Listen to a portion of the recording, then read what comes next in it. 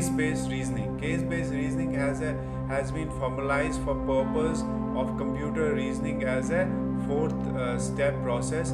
Retrieval. You need to like retrieval is gives target problem retrieving from memory cases relevant to solving it.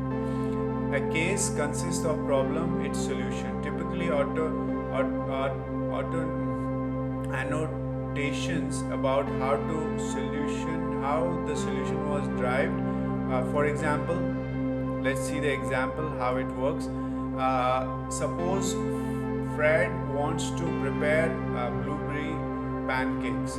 Being a novice cook, the most relevant experience he can recall is one in which he successfully made pancakes. Okay, the procedure he followed for making pancakes, together with justification for decisions made along with the way, constituting Fred's retrieval case. So this is how retrieval works.